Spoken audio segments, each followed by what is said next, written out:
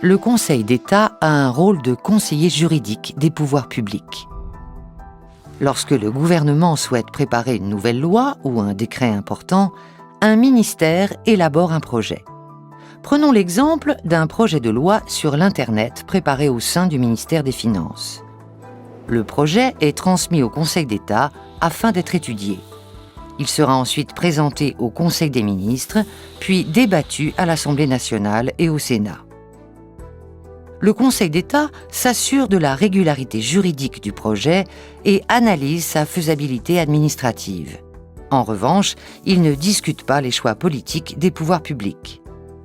Le projet de texte respecte-t-il la Constitution, le droit européen, nos engagements internationaux ? Est-il correctement rédigé ? Les mesures envisagées sont-elles pertinentes au regard de l'objectif ?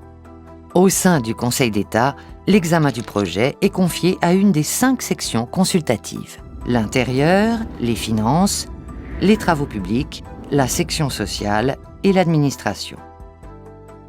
Tandis qu'un projet de texte sur les finances est bien sûr confié à la section des finances, notre projet de loi sur l'Internet est attribué à la section des travaux publics.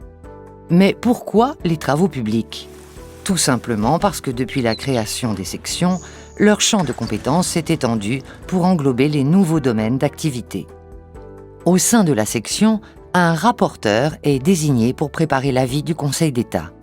Il travaille avec les ministères concernés par ce projet. Il analyse les enjeux juridiques et propose des modifications du texte. Les propositions du rapporteur sont ensuite discutées avec tous les membres de la section en présence des représentants des ministères. Les discussions s'engagent notamment sur la régularité juridique et les modifications proposées par le rapporteur. Les projets de loi les plus importants, eux, sont soumis à une deuxième lecture, cette fois-ci devant l'Assemblée générale du Conseil d'État. C'est la plus haute formation consultative. Elle réunit des conseillers d'État de toutes les sections. Un projet de texte est finalement adopté et remis au gouvernement avec une note explicative. C'est ce qu'on appelle l'avis du Conseil d'État. Le gouvernement n'est pas tenu de suivre les avis du Conseil d'État, mais il le fait en règle générale. Le Conseil d'État peut également être saisi par le président de l'Assemblée nationale ou par le président du Sénat sur des propositions de loi avant qu'elles ne soient examinées par les commissions parlementaires. Le gouvernement peut aussi poser au Conseil d'État des questions sur des sujets juridiques complexes.